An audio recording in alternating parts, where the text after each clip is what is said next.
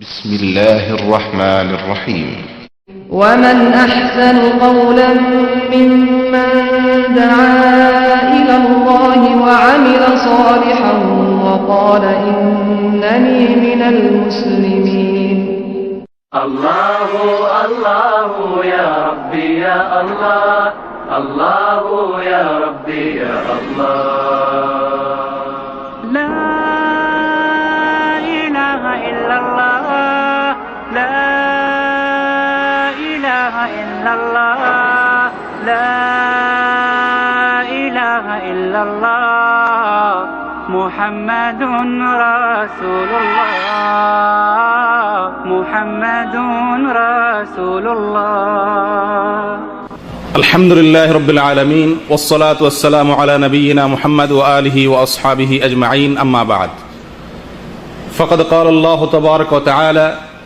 والذين آمنوا أشد حبا لله وكان من دعاء النبي صلى الله عليه وسلم اللهم إني أسألك حبك وحب من يحبك وحب العمل الذي يبلغني حبك اللهم اجعل حبك أحب إلي من نفسي وأهلي ومن الماء البارد প্রিয় দিনী ভাইরা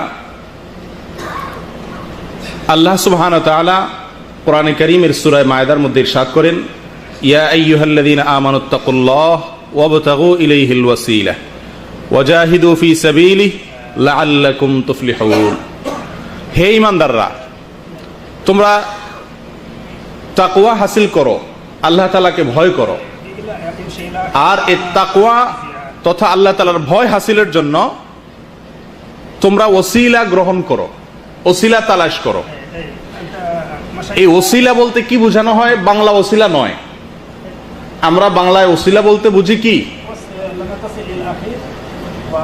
বাংলা ওসিলা বলতে সাধারণত বুঝি কি কোন ব্যক্তির ওসিলা ওইটাকে সাধারণ অর্থে ওসিলা বলতে আমরা বুঝি যদিও ওসিলা শব্দের অর্থ হলো ভায়া মাধ্যম এই আয়াতের ব্যাখ্যায় তাফসীর বিশেষজ্ঞ উলামা একরাম বলেন ওসিলা বলতে বোঝানো হয়েছে নেক আমলকে আমালে সালেহাকে ওয়াবতাগু ইলাইহিল ওয়াসিলা মানে নেক আমলের মাধ্যমে তোমরা তাকওয়া হাসিল করার চেষ্টা করো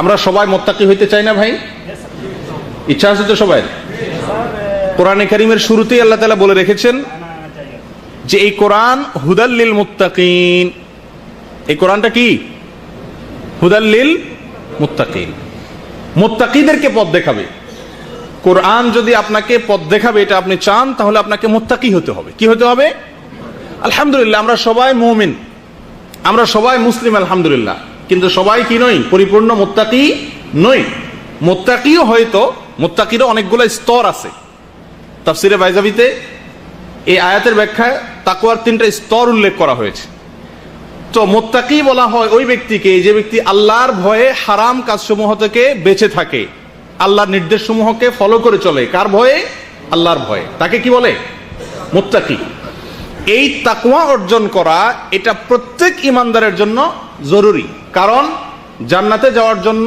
তাকওয়ার কোনো বিকল্প নাই তাকওয়া ছাড়া কোনো লোক জান্নাতে যেতে পারবে না কারণ কোরআনে কারীমে আল্লাহ তাআলা বলেছেন জান্নাত সম্পর্কে যে জান্নাত আল্লাহ তাআলা প্রস্তুত করেছেন কার জন্য মুত্তাকিদের জন্য উইদ্দাত লিল মুত্তাকিন আল্লাহ তাআলা আমাদের সকলকে মুত্তাকি হওয়ার তৌফিক দান করেন মুত্তাকিদের মধ্যে সবচেয়ে আফার ক্লাসের মুত্তাকি হওয়ার তৌফিক আল্লাহ তাআলা আমাদেরকে দান করেন প্রিয় দিনী ভাইরা মুত্তাকি হওয়ার জন্য আমাদেরকে কি করতে হবে ওয়াবতাগু ইলাইহিল ওয়াসিলা আমালে সালেহা বা ভালো কাজ করে করে তাকওয়ার দিকে অগ্রসর হতে হবে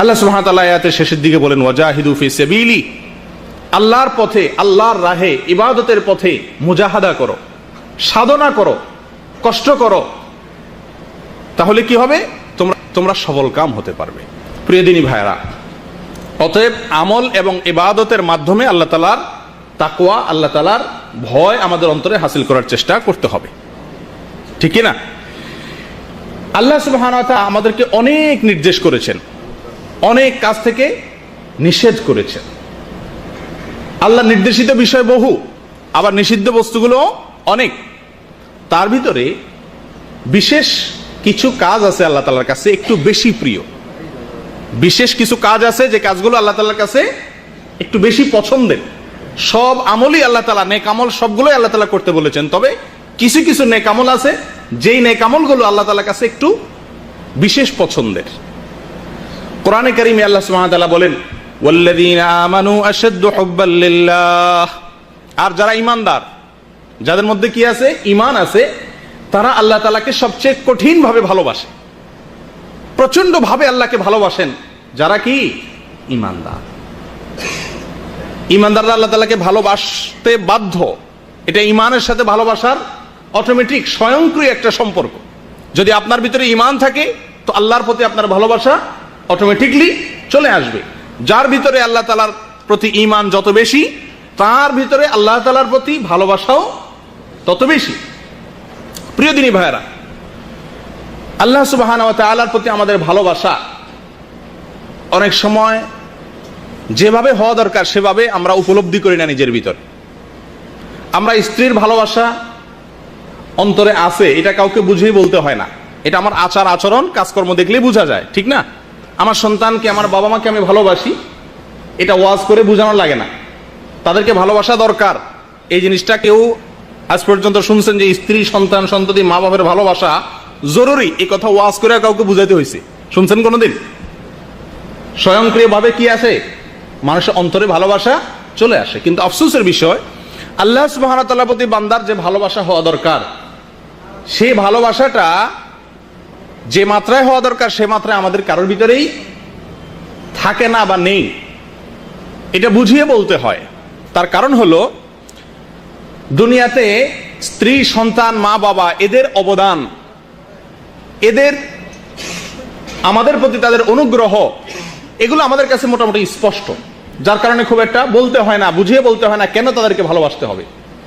কিন্তু আল্লাহ সুবহানাহু ওয়া তাআলা আমাদের প্রতি কত ইহসান করেছেন, তার কত অনুগ্রহ আমাদের প্রতি, সেই অনুগ্রহের গুলোর আলোচনা আমরা যত বেশি করব, যত বেশি শুনবো, তত বেশি আল্লাহ তাআলার প্রতি আমাদের ভালোবাসা সৃষ্টি হবে। আমাদেরকে আল্লাহ সুবহানাহু ওয়া তাআলা মানুষ করে সৃষ্টি করেছেন, কুকুর শুকর বানান নাই। কত বড় ইহসান এটা! রাস্তা রাস্তায় মানুষের লাথি খেতে হয় না, মানুষের ঝাঁটার বাড়ি খেতে হয় না, মানুষ করে সৃষ্টি করেছেন আল্লাহ তাআলা। কুকুর, বিড়াল, শুকর, এই সমস্ত জন্তু, জীবজন্তু বানান নাই। আল্লাহ চাইলে তো আমাকে কুকুর করেও বানাতে পারতেন দুনিয়াতে, নাকি? এরপরে আল্লাহ তাআলা বেঈমান বানান নাই, ঈমানদার বানিয়েছেন, যাদের মর্যাদা অনেক বেশি, যাদের জন্য জান্নাত আল্লাহ তাআলা তৈরি করেছেন। আল্লাহ তাআলা জীবনে সে মায়ের পেট থেকে, ত্রিমুখী অন্ধকারের মধ্য থেকে আল্লাহ তাআলা আমাদেরকে রিজিক দিয়ে যাচ্ছেন, এখনো পর্যন্ত রিজিক সরবরাহ করে যাচ্ছেন, ঠিক না? একবার অক্সিজেন নিচ্ছি, নিঃশ্বাস টান দিলাম, দ্বিতীয়বার যে ছাড়বো সেই ক্ষমতা আমার হাতে নেই, যদি আল্লাহ তাআলা অনুগ্রহ না করেন। আল্লাহ তাআলা অনুগ্রহ করছেন বিধায় আবার ছাড়তে পারলাম। আবার যে গ্রহণ করতে পারবো নিঃশ্বাস, সেই ক্ষমতা আমার হাতে নাই, পৃথিবীর কোনো মানুষের হাতে নাই। আল্লাহ তাআলা সেই সুযোগটা দিচ্ছেন। প্রতি সেকেন্ডে সেকেন্ডে আল্লাহ সুবহানাহু ওয়া তাআলার অসংখ্য অগণিত নেয়ামত এর ভিতরে আমরা হাবুডুবু খাচ্ছি। জীবনে বহু বিপদ থেকে আল্লাহ তাআলা আমাদেরকে রক্ষা করেছেন। অনেক বিপদে আমরা পড়ে যেতাম, অল্পের জন্য রক্ষা করেছেন কে? আল্লাহ সুবহানাহু ওয়া তাআলা। অনেক বিপদে ফেলে, পরীক্ষা করে, ধৈর্য ধারণের মাধ্যমে উন্নত, উচ্চ মর্যাদা, এ গ্রেডের জিপিএ 5 ক্লাসের ইমানদার হওয়ার সুযোগ করে দিয়েছেন। এরা এত অনুগ্রহ যে আল্লাহ তাআলা, তার প্রতি আমাদের ভালোবাসা স্বাভাবিকভাবে আসা উচিত কি উচিত না? আল্লাহর প্রতি ভালোবাসা ইমানদারদের থাকবে। এখন আপনি দেখেন আপনার অন্তরে আল্লাহর প্রতি ভালোবাসা আছে কিনা। যদি থাকে তাহলে আপনি ইমানদার, আর যদি আল্লাহর প্রতি আপনার কোনো ভালোবাসা না থাকে তাহলে আপনি ইমানদার দাবি করতে পারবেন না। কারণ আল্লাহ তাআলা কোরআনে কারীমে বলেছেন, শুধু ভালোবাসা তা নয়, আশাদ্দু হুব্বাল লিল্লাহ ওয়াল্লাযিনা আমানু, আর যারা ইমানদার তারা আশাদ্দু হুব্বাল লিল্লাহ, আল্লাহর প্রতি তাদের ভালোবাসাটা হবে সবচেয়ে প্রগাঢ়, সবচেয়ে কঠিন ভালোবাসা হবে কার প্রতি? আল্লাহর প্রতি। প্রিয় দিনী ভাইরা, আল্লাহ রাসূল সাল্লাল্লাহু আলাইহি ওয়াসাল্লাম দোয়া করতেন, আল্লাহুম্মা ইন্নী আসআলুকা হুব্বাক, আল্লাহ আপনার ভালোবাসা আমি চাই। আমি কি চাই? আপনার ভালোবাসা চাই। আল্লাহর ভালোবাসা চাইতেন। আমরা জীবনে কেউ এই দোয়াটা বাংলায় হোক আর আরবি হোক করছি ভাই? আল্লাহর কাছে এই জিনিসটা চাইছেন কেউ? আমরা তো বহু করছেন যে আল্লাহ আপনার ভালোবাসাটা চাই, আপনার ভালোবাসা যেন আমার অন্তরে সৃষ্টি হয়ে যায়, এই জিনিসটা চাইছেন কেউ?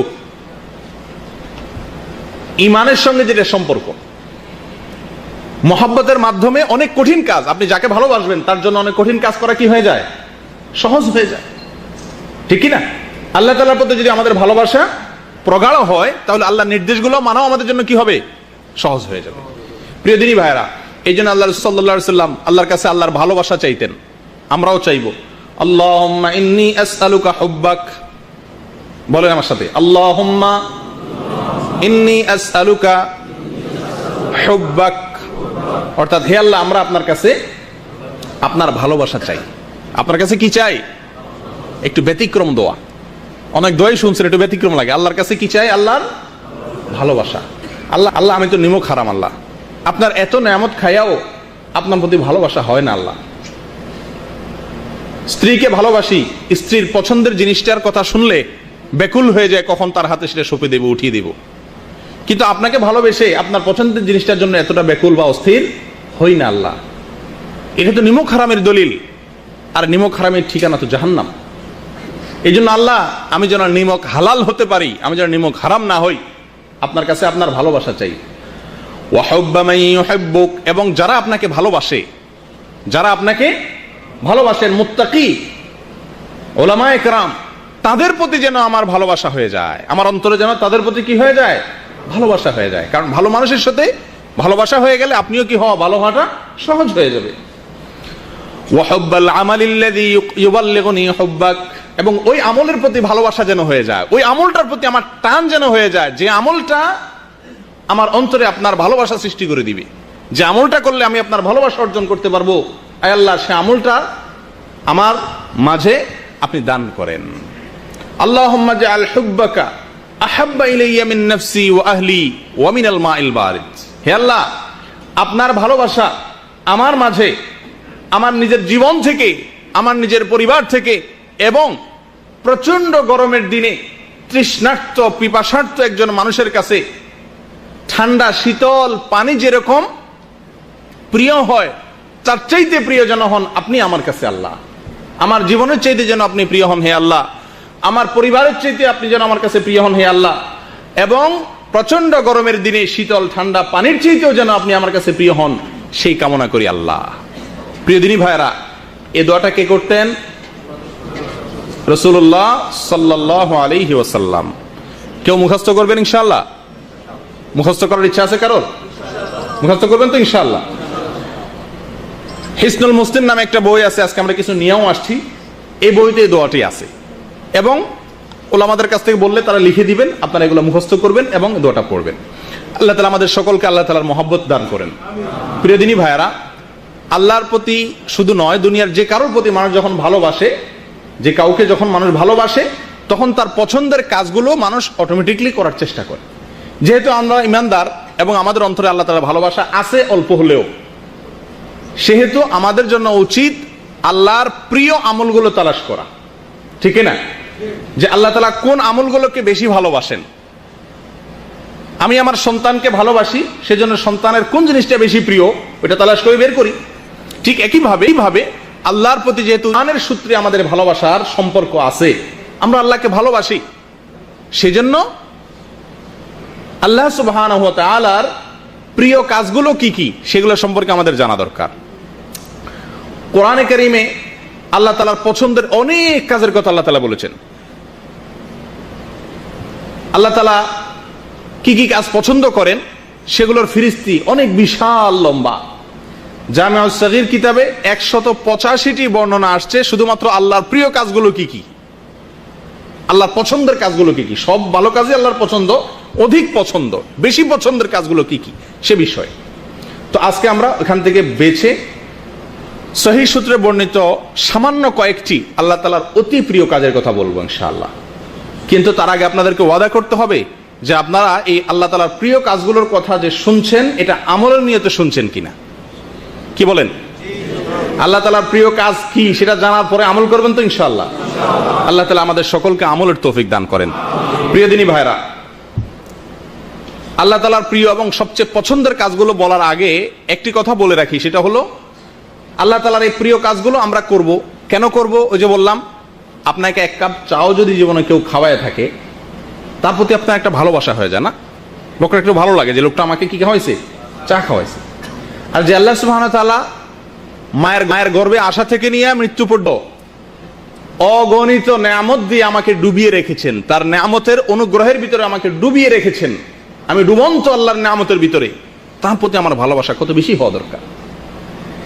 অতএব আল্লাহর এই ভালোবাসার তাগিদে তার প্রিয় যে কাজগুলো, ভালোবাসার সম্পর্ক যেহেতু আল্লাহর সঙ্গে আছে ইমানের সূত্রে, সেজন্য তার প্রিয় কাজগুলো যে আমরা করব, তার আগে জেনে রাখি যে কোনো নেক আমল করব তার জন্য 4টা শর্ত আছে। কয়টা শর্ত আছে ভাই? 4টা শর্ত আছে। অর্থাৎ নেক আমলের আগে এই 4টা জিনিসকে লক্ষ্য করব, তাহলে ইনশাআল্লাহ আমার ওই নেক আমলটা আমার উপকারে আসবে। আর না হলে আমি আমল করব কিন্তু কোনো কাজে আসবে না। 1 নম্বর ইখলাস। 1 নম্বর কি থাকতে হবে ভাই? ইখলাস বলতে ওই কাজটি শুধুমাত্র কার উদ্দেশ্যে করব? আল্লাহ সুবহানাহু ওয়া তাআলার উদ্দেশ্যে করব। দ্বিতীয়ত হলো নিয়ত। কি থাকতে হবে ভাই? ইখলাস এক জিনিস, নিয়ত কিন্তু আরেক জিনিস। ইখলাস এক জিনিস আর নিয়ত আরেক জিনিস। ইখলাস হলো শুধুমাত্র আল্লাহর সন্তুষ্টির উদ্দেশ্যে করা। আর নিয়তের কতগুলো স্তর আছে। নিয়তের প্রাথমিকভাবে 2টি স্তর আছে।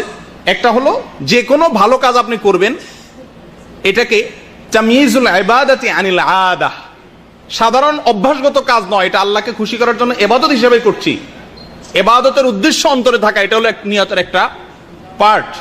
নিয়তের দ্বিতীয় পার্ট হলো তাময়িজুল ইবাদাতি আনিল ইবাদাত, ইবাদতকে অন্য ইবাদত, এটা সালাত আদায় করছি, এটা যোহর আসর নয়, এটা আসর মাগরিব নয়, কোন ইবাদত এটা ফিক্স করে অন্তরে নিয়ত আনা, এটা হলো নিয়তের দ্বিতীয় পার্ট। অতএব আমল যেগুলো আল্লাহ তাআলার প্রিয় আমলের কথা আমরা শুনবো, এগুলোর আগে জেনে রাখি যে কোনো আমল করার জন্য 1 নম্বর শর্ত হলো ইখলাস থাকতে হবে, দ্বিতীয় শর্ত হলো কি থাকতে হবে? নিয়ত থাকতে হবে। 3 নম্বর শর্ত হলো যে আমলটা করব সেটা রাসূলুল্লাহ সাল্লাল্লাহু আলাইহি সাল্লামের বাতানো এবং সঠিক পদ্ধতি অনুযায়ী হতে হবে।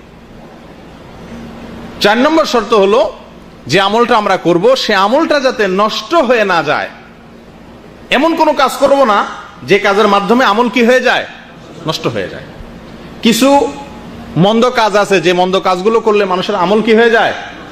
নষ্ট হয়ে যায়। সে মন্দ কাজগুলো আমরা কি করব না। আল্লাহ তাআলা আমাদের সকলকে এই 4টি শর্তকে পুরা করে তারপরে নেক আমল করার তৌফিক দান করেন। প্রিয় দিনী ভাইরা, চলে আসি এবার আল্লাহ তাআলার সবচেয়ে প্রিয় আমলগুলো কি কি। তার ভিতরে সর্বপ্রথম মুসনাদে আবু ইয়ালা বর্ণিত একটা হাদিস, যেটাকে আল্লামা আলবানী হাসান বলেছেন। সেই হাদিসটির মাধ্যমে আমরা 3টি আল্লাহ তাআলার প্রিয় কাজের সন্ধান পাই, খবর পাই। রাসূলুল্লাহ সাল্লাল্লাহু আলাইহি ওয়াসাল্লাম ইরশাদ করেছেন, আহাব্বুল আমালি ইলাল্লাহ ঈমানুম বিল্লাহ সুম্মা সিলাতুর রাহম সুম্মা আল আমরু বিল মা'রুফি ওয়ান নাহয়ু আনিল মুনকার। অর্থাৎ আল্লাহ তাআলার কাছে সবচেয়ে প্রিয় আমল হলো তাওহীদ, আল্লাহর প্রতি ঈমান আনা। সবচেয়ে প্রিয় আমল কি ভাই? আল্লাহর প্রতি ঈমান আনা। দ্বিতীয় প্রিয় আমল হলো সিলাতুর রাহম, আত্মীয়তার সম্পর্ক, আত্মীয়তার যে বন্ধনগুলো আছে এগুলাকে সবসময় জুড়িয়ে রাখা, যুক্ত করে রাখা, এই বন্ধনগুলো ছিন্ন না করা।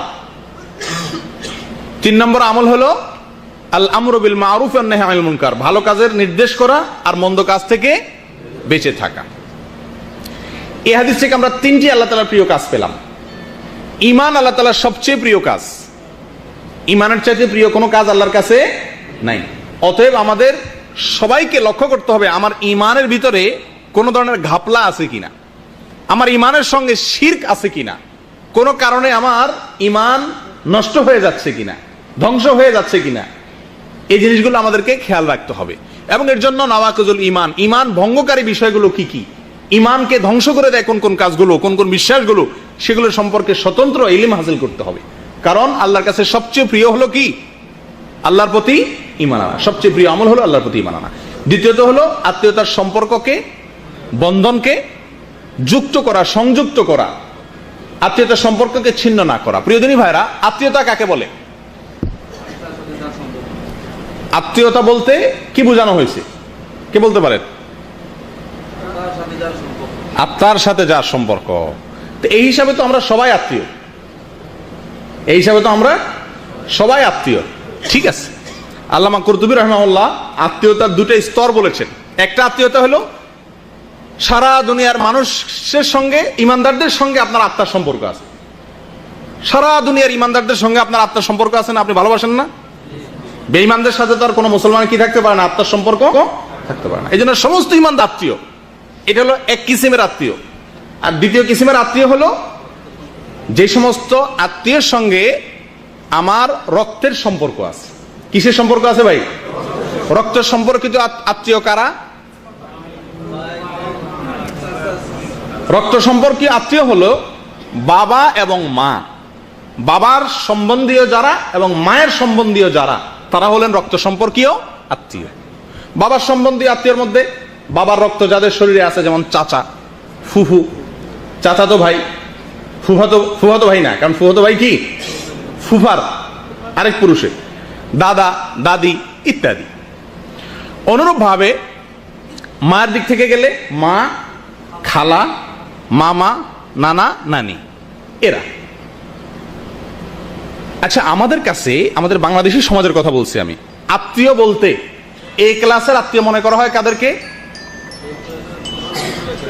এ ক্লাসের একেবারে সবচেয়ে গুরুত্বপূর্ণ মেহমান কে ভাই?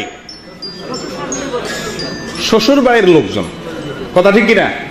শ্বশুর বাড়ির লোকজন সবচেয়ে গুরুত্বপূর্ণ আত্মীয় না? শ্বশুর বাড়ির লোকজন সবচেয়ে গুরুত্বপূর্ণ আত্মীয় হয়ে গেছে আমাদের কাছে।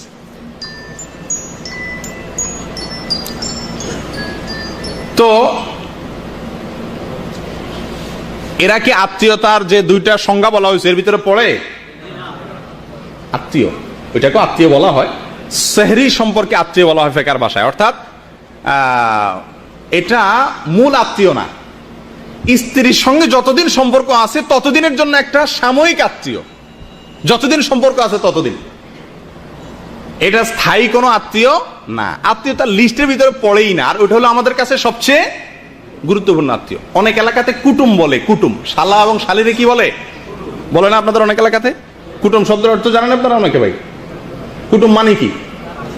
কুটুম শব্দটা বাংলা, এর অর্থ কি? অতিথি, মেহমান। মানে মেহমান বলতেই বোঝানো হয় কাকে? আপনি অন্য কোনো মানুষকে কুটুম বলা হয় না। অনেক এলাকাতেই আছে কুটুম আসছে বা কুটুম বাড়ি গেছি, এই কুটুম বলতে বোঝানো হয় সাধারণত শালা শালিকে, যারা যারা আত্মীয়তার লিস্টে থার্ড, কয় ক্লাসে? বাপের গোষ্ঠী, মায়ের গোষ্ঠী। এরপরে যায় থার্ড ক্লাসে, যায় থার্ড ক্লাসের আত্মীয় হলো আমাদের কাছে কি ফার্স্ট ক্লাসের। আরেকটা জিনিস হলো ফার্স্ট ক্লাসের আত্মীয় হলো বাবার গোষ্ঠী। আপনারা বেশিরভাগ মানুষ আমার সাথে একমত হবেন, আমাদের সমাজে দুঃখজনক ভাবে বেশিরভাগ ইমানদারেরা আমাদের বাবার গোষ্ঠীর সাথে সম্পর্ক ততটা ভালো থাকে না যতটা মায়ের গোষ্ঠীর সাথে সম্পর্ক ভালো থাকে। কথা ঠিক না ভাই? ঠিক। চাচাতো ভাইয়ের সাথে সম্পর্ক বেশি ভালো থাকে না মামাতো ভাইয়ের সাথে থাকে? খালাতো ভাই, মামাতো ভাই, এদের সাথে সম্পর্ক বেশি ভালো থাকে নাকি ফুফাতো চাচাতো ভাইয়ের সাথে সম্পর্ক ভালো থাকে? কি বলেন? ফুফাতো এবং চাচাতো এই ভাইগুলোর সাথে যত সম্পর্ক থাকে তার চাইতে বেশি ঘনিষ্ঠ সম্পর্ক থাকে কিসের সাথে? মামাতো ভাইরে ঠিকই ফোন দেন, খালাতো ভাইরে ফোন দেন, কিন্তু ফুফাতো ভাইয়ের খোঁজ খবর নেওয়া হয় না। এটাই বেশিরভাগ লোকের অবস্থা। চাচা এবং ফুফু এদের সঙ্গে ততটা আন্তরিকতা আমাদের নাই যতটা আন্তরিকতা মামু অথবা খালার সঙ্গে আছে। এটা শরীয়তে আত্মীয়তার যে সিরিয়াল দিচ্ছেন, এই সিরিয়ালের গুরুত্ব না বোঝার কারণে হয়েছে। আমাদের এ ক্লাসের আত্মীয় হলেন আমাদের বাবা মা, এবং এরপরে দ্বিতীয়ত হলেন বাবার যে রক্ত সম্পর্কে যারা আছেন চাচা। বেশিরভাগ লোক চাচা চাচাতো ভাইয়ের সাথে সম্পর্কই নাই। কথা ঠিক কি ঠিক? এখানে খুঁজলে বহু লোক পাওয়া যাবে যে আমাদের চাচাতো ভাইয়ের সাথে আমাদের কোনো কথা নাই, আইল ঠেলা ঠেলি। আর চাচার জন্য হাদিয়া তোফা নেওয়া, এটা আমরা জানিই না। ফুফু ওই বেচারিরে বিয়ে দিয়ে দিছে, বছরে 2 বছরে 10 বছরে একবার যাওয়াও কঠিন হয়ে পড়ে, ফোন পর্যন্ত করা হয় না। এটা রীতিমতো একটি হারাম কাজ। যদি সম্পর্ক ছিন্নের পর্যায়ে চলে যায় কবিরা গুনাহ। জেনে রাখবেন কোরআনে কারিমে আল্লাহ সুবহানাহু ওয়া তাআলা যেই অপরাধের শাস্তি হিসাবে ইরশাদ করেছেন যে আল্লাহ তাআলা আমাদেরকে অন্ধ করে দিবেন, বধির করে দিবেন, সে অপরাধটি হলো আত্মীয়তার সম্পর্ক ছিন্ন করা। রাসূলুল্লাহ সাল্লাল্লাহু আলাইহি সাল্লাম বলেছেন, লাআনাল্লাহু কাতিআর রাহিম, আত্মীয়তার সম্পর্ক যারা ছিন্ন করে তাদের প্রতি আল্লাহর গজব নাজিল হয়, আল্লাহর লানত নাজিল হয়। আপনি এখানে ওয়াজ শুনে কি লাভ হবে? আল্লাহর গজব নাজিল হওয়ার কাজ করে আছেন, ওয়াজ শুনে কোনো ফায়দা হবে না। অন্য হাদিসে আসছে রাসূলুল্লাহ সাল্লাল্লাহু আলাইহি সাল্লাম ইরশাদ করেছেন, যে ব্যক্তি আত্মীয়তার সম্পর্ক ছিন্ন করে সে জান্নাতে প্রবেশ করবে না। ছিন্ন করলে এখানে একটু বুঝতে হবে, যোগাযোগ না করা এক জিনিস, ছিন্ন করা আরেক জিনিস। ছিন্ন করা বলতে যে কোনো কারণে, যত যুক্তিসঙ্গত কারণই থাকুক না কেন, চাচাতো ভাইয়ের সাথে আমার কোনো যোগাযোগ নেই, ছিন্ন করে ফেলছি। চিনি না তোরে, চাচাকে চিনি না, মাকে চিনি না, বাবাকে চিনি না, সম্পর্ক ছিন্ন করে ফেললাম। এই অবস্থা যদি আমার মৃত্যু এসে যায়, আল্লাহ না করেন, আমি যদি এটাকে পুনরায় জোড়া দেওয়ার আগে আমি দুনিয়া থেকে চলে যাই, তো জাহান্নামী হিসাবে দুনিয়া থেকে যেতে হবে। আল্লাহ তাআলা আমাদেরকে হেফাজত করেন। তাহলে আত্মীয়তার সম্পর্ক জোড়া দেবো তো ইনশাআল্লাহ। যারা এই প্রবাসে থাকার কারণে, নানা কারণে, সম্পদের কারণে হোক, জমি জমার কারণে হোক, আত্মীয়ের লিস্টে যাদের নাম আছে তাদের সঙ্গে আমাদের সম্পর্ক নষ্ট হয়ে গেছে, তারা সম্পর্কগুলোকে পুনঃস্থাপন করবো ইনশাআল্লাহ। করবো তো? আজকেই তওবা করে নেন যে এই হারাম কাজ নিয়ে আমি দুনিয়া থেকে যাব না, এই হারাম কাজ থেকে আমি ফিরে আসব। বেশি কিছু করতে হবে না, অন্তত তাদের সঙ্গে সালাম বিনিময়, তাদের কল্যাণ কামনা করা এবং তাদের যে কোনো কিছুতে তাদের ভালো এবং মঙ্গল চাওয়া, স্বাভাবিক সম্পর্ক রাখা।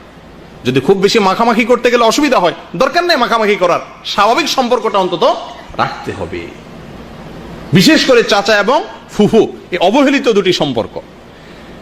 বিদেশ থেকে যাওয়ার সময় আপনারা প্রত্যেকেই কম বেশ শালা শালিরে ফোন করে ঠিকই জিজ্ঞান কি আনবো তোমার জন্য, ঠিক না? ছোট ভাই বোনদেরকে কয়জনে জিজ্ঞাসা করেন? এর মাত্রা খুবই কম। শালা শালির সামনে লাগেজ নিয়ে খুলে বলেন তোমার যেটা মনে চায় নাও, ঠিক না? আর ছোট ভাই বোনদের দিয়ে বলেন এটা তোর জন্য আনছি, ধর, আর হাত দিবি না কিছু। শ্বশুর বাড়ি গেলে আরে আমার মতো মিষ্টি, মানে কথা দিয়া মুখ দিয়ে মনে হয় যে চিনির বস্তা বাইরে শ্বশুর বাড়িতে, ঠিক না? আর বাবার বাড়িতে আসলে কি মা কি বাপ কি ভাই কি বোন সবার সাথে চরম ছেঁচড়ার মতো আচরণ করি আমরা, ঠিক না? ঠিক। এগুলো সবগুলো আত্মীয়তার সম্পর্ক পুনঃস্থাপন করা, মজবুত করা, সুদৃঢ় করার আসমানি যে নির্দেশ, আল্লাহর প্রিয়তম আমলগুলোর মধ্যে থেকে একটি আমলকে আমরা লঙ্ঘন করে চলি। তওবা করবো তো ইনশাআল্লাহ। আল্লাহ তাআলা আমাদের সকলকে আত্মীয়তার সম্পর্ককে স্থাপন করার তৌফিক দান করেন। আল্লাহ তাআলা যে সিরিয়ালে যাকে যতটা গুরুত্ব দিয়েছেন সেই সিরিয়ালে ততটা গুরুত্ব দেওয়ার তৌফিক দান করেন। মামুর গোষ্ঠীর চাইতে বাপের গোষ্ঠীর আত্মীয়তা বেশি মজবুত, এক নম্বরের, ওইটাকে গুরুত্ব বেশি দেওয়ার তৌফিক দান করেন। আর শ্বশুরবাড়ির গোষ্ঠীর আত্মীয় থার্ড ক্লাসের, এটা ম্যাডামকে বলার দরকার নাই, আপনি নিজের ভিতরে রাখেন যে এটা কোন ক্লাসের? থার্ড ক্লাসের। থার্ড ক্লাসের আত্মীয়কে আমি ফার্স্ট ক্লাসের মর্যাদা দিলে এটা জুলুম হবে। এটা কি হবে? জুলুম হবে। প্রিয় দিনী ভাইরা, আল্লাহ তাআলার প্রিয় আমলগুলোর মধ্যে থেকে হাদিসে যেটা আসছে আরেকটা হলো আমরে বিল মারুফ নাহি আনিল মুনকার, ভালো কাজের আদেশ আর অসৎ কাজের বাধা প্রদান। আমার আগে আমাদের শেখ এজাজুল হক সাহেব, আমাদের শেখ আব্দুল্লাহ আল হাদি বলছিলেন এই বিষয়ে মোটামুটি কিছু কথা এসে গেছে। আমরা অনেকেই ভালো কাজ নিজে করি কিন্তু অন্যকে বলি না। আমরা আসার সময় দেখেছি আমাদের বহু স্বদেশী ভাইয়েরা আড্ডা মারছেন, বসে আছেন, দাঁড়িয়ে আছেন। আপনি আসার সময় কয়জন মানুষকে ধরে বলেছেন ভাই চলো আল্লাহর কিছু কথা শুনি, নিজের জীবনকে গঠন করি, জান্নাতের যাওয়ার কিছু উপায় নিজের জন্য অবলম্বন করি, আবিষ্কার করি, চলো দিনের মজলিসে যাই, ইসলাম শিখি। কয়জনকে আমরা আহ্বান করছি? আমার সামনে অন্যায় কাজ হয়, আমরা কয়জনে বাধা দেই? বিশেষ করে আজকের এই যুগটা চলছে চরম স্বার্থপরতার যুগ, মানুষ সময় আত্মকেন্দ্রিক। আমরা সবাই কি হয়ে গেছি? আত্মকেন্দ্রিক হয়ে গেছি। একজন কোনো অন্যায় কাজ করলে আমরা বলি যে আমার দরকার কি? এটা কি স্মার্টনেস বলা হয়? আত্মকেন্দ্রিক হয়ে গেলাম, কাউকে নিয়ে ভাবলাম না। ইসলাম এই নির্দেশ দেয় না। আল্লাহ তাআলার প্রিয় কাজগুলোর ভিতরে একটা হলো সৎ কাজের আদেশ দেওয়া, আর অন্যায় কাজ থেকে কি দেওয়া? বাধা দেওয়া। অন্যায় কাজ থেকে বাধা দেওয়ার মতো যদি শারীরিক শক্তি আপনার না থাকে, হাত দিয়ে যদি বন্ধ করার শক্তি না থাকে, তাহলে মুখ দিয়ে বলবেন। মুখ দিয়েও যদি বলার শক্তি না থাকে, অন্তত অন্তর থেকে ওইটাকে পরিবর্তনের পরিকল্পনা করবেন, ঘৃণা করবেন। এটা ঈমানের সর্বনিম্ন স্তর। অতএব আল্লাহ তাআলার প্রিয় কাজের ভিতরে এটা একটা মনে রাখবেন, সৎ কাজের আদেশ দেওয়া। আপনি একা সালাত আদায় করেন, জি না, আপনার রুমের ভাইদেরকে ডেকে সালাতে আনতে হবে। আপনি একা দিনী প্রোগ্রামে আসছেন, না এটা ঠিক নয়। আপনার আশেপাশে যে সমস্ত ভাইরা আছেন তাদেরকেও আপনি ডেকে আল্লাহর পথে আনতে হবে। আপনি একা ভালোভাবে চলেন, আপনার পরিবারকে বলেন না, জি না, তা হবে না। তাহলে সৎ কাজের আদেশ আমাদের জীবনের প্রত্যেকটা স্তরে ফিট করতে হবে। এখানে যদি কেউ আপনাকে বলে, কেউ যদি আপনাকে ভালো কাজের কথা বলতে গেলে, আমাদের কিছু অ্যালার্জি আছে আমাদের দেশি ভাইদের, আপনি যদি একটা মানুষকে বলেন ভাই এই গুনার কাজটা করিও না, তো সঙ্গে সঙ্গে আপনার প্রতি একটা আক্রমণ ছুড়ে দিবে। কি বলবে? যে আরে কবে ফেরেশতা হয়ে গেছো মিয়া, নিজের চরকা তেল দাও, এই কথাগুলো বলবে না? তখন আপনি কি বলবেন? আপনার কি জবাব হবে তখন? কি করতে হবে তখন? এরকম খারাপ কোনো কথা বললে তখন কি করতে হবে? ধৈর্য ধারণ করতে হবে। কি করতে হবে ভাই? এই জন্য উলামা একরাম লিখেছেন এই আয়াতের ব্যাখ্যায় তিনটা কাজ করা দরকার। সৎ কাজের আদেশ আর অসৎ কাজের বাধা প্রদানের জন্য কয়টা কাজ করা দরকার? তিনটা। মনে রাখবেন তো। নাম্বার 1, ইলম হাসিল করা। কি করতে হবে? সৎ কাজের আদেশ অসৎ কাজের বাধা প্রদানের আগে এই কাজটা করতে হবে। আপনি যেই কাজের নির্দেশ করবেন ওই কাজটা সম্পর্কে আপনার নিজের আগে কি থাকতে হবে? ধারণা থাকতে হবে। আপনি জানেন না, আন্দাদুন্দা ভাবে মানুষকে বলা শুরু করছেন ইসলামের কথা, অনেকেই করে, কিন্তু যেটা বলছেন যেটুকু জানেন ওইটুকু বলবেন, যেটা জানবেন না ওইটা বলতে যাবেন না, ধারণা করে কোনো কিছু বলতে যাবেন না। কথা বুঝে আসছে? 1 নম্বর, আমর বিল মারুফ নাহি আনিল মুনকারের আগে যে কাজটা করতে হবে সেটা হলো ইলম হাসিল করতে হবে। কি করতে হবে? আর ইলম হাসিল হওয়ার জন্য এই মজলিস, ইলম হাসিল হওয়ার জন্যই এই মসজিদে সাপ্তাহিক দর্স হয়, মাসিক প্রোগ্রাম হয়, ইসলামিক সেন্টারগুলো বই পুস্তক বিতরণ করে, জুমার সময় খুতবা হয়। এই সবগুলো আমাদেরকে কি করানোর জন্য? ইলম হাসিল করানোর জন্য। ইলম হাসিল করতে হবে আগে। আর যখন আমর বিল মারুফ নাহি আনিল মুনকার করবেন ঠিক ওই মুহূর্তে একটা জিনিস লাগবে, সেটা হলো কি? নম্রতা। আপনি কাউকে যখন ভালো কাজের নির্দেশ করবেন, দাওয়াত দিবেন, তখন আপনার ভিতরে কি থাকতে হবে? আমরা অনেকেই কিন্তু ভালো কাজের কথা বলি, কিন্তু বলার ভাষাটা এমন সিরিয়াস হয় যে আল্লাহর বান্দারে বলবো সে কিসের কবুল টবুল করবে, উল্টে আরো বিগড়ে যায়। ঠিক না? এই বেটা নামাজ পড়স না, ইমান নাই, বেঈমান, এরকম যদি আপনি আক্রমণ করে কথা বলেন, মুসলমানের বাচ্চা না তোরা, অনেকেই এরকম বলেন। এটা খারাপ কাজ করতেছে কেউ, আপনি তাকে নরম ভাষায় বলতে হবে। কি ভাষায় বলতে হবে ভাই? আল্লাহ তাআলা হযরত মূসা আলাইহিস সালাম এবং তার ভাই হারুন আলাইহিস সালামকে নির্দেশ দিচ্ছেন, তোমরা যখন ফেরাউনের কাছে যাবে দাওয়াত নিয়ে, ফেরাউনের মতো খারাপ মানুষ তার এখন নাই, তার মতো মানুষের কাছে যাবে, ফাকুলা লাহু কাওলাল লাইয়িনা, নরম ভাষায় কথা বলবে। আপনি যদি আল্লাহর দ্বীনের কথা, সত্যের কথা, সৎ কাজের আদেশ করতে চান, সবাই করতে চান তো, কারণ আল্লাহর প্রিয় কাজ এটা করতেই হবে। আমাদের করতে হলে আপনাকে আগে ইলম শিখতে হবে, আর যখন করেন তখন আপনার ভিতরে নম্রতা থাকতে হবে। কি থাকতে হবে? একটা লোক আপনার অধীনস্থ, আপনি অনেক বড় অফিসার, তারপরে ওই লোকটাকেও দাওয়াত দেওয়ার সময় কি থাকতে হবে? মুখে মুচকি হাসি থাকতে হবে, নরম ভাষায় বলতে হবে, ভাইরে চলো, এটাই তো আমাদের আখিরাতের পুঁজি, এটাই তো আমাদের জীবনের পুঁজি, চলো নামাজটা পড়ি, সুন্দর ভাষা। এরপরে যদি সে কোনো আজে বাজে কথা বলে তখন কি করতে হবে? ঘাড় ফিরাইয়া তার দিকে ঘাড় মোটা করে না তাকাইয়া সবর করতে হবে। কি করতে হবে? তাইলে সৎ কাজের আদেশ অসৎ কাজের বাধা প্রদান করতে হবে, কারণ আল্লাহর প্রিয় আমল। করবেন তো ইনশাআল্লাহ?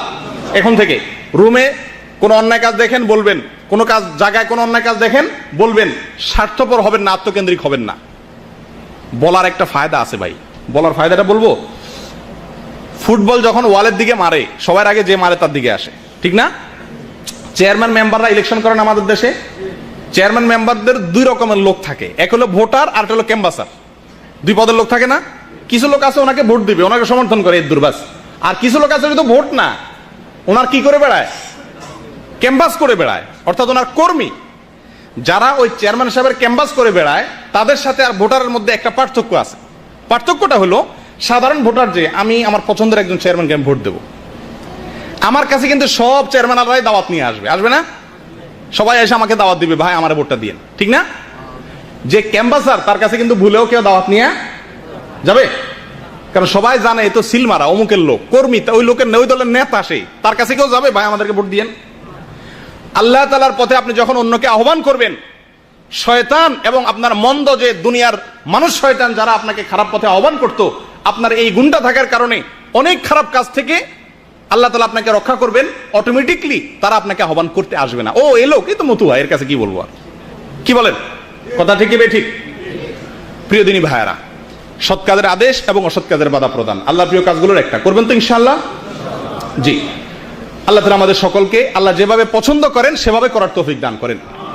দ্বিতীয় যে হাদিসটি আমরা বলবো আল্লাহ তাআলার প্রিয় আমলের মধ্য থেকে, সেটা হলো সহিহ বুখারী এবং মুসলিমে আসছে, রাসূলুল্লাহ সাল্লাল্লাহু আলাইহি ওয়াসাল্লাম ইরশাদ করেছেন, আহাব্বুল আমালি ইলাল্লাহি আস-সালাতু লিওয়াক্তিহা সুম্মা বিররুল ওয়ালিদাইন সুম্মাল জিহাদু ফি সাবিলিল্লাহ। এই হাদিসে 3টা আমল আসছে।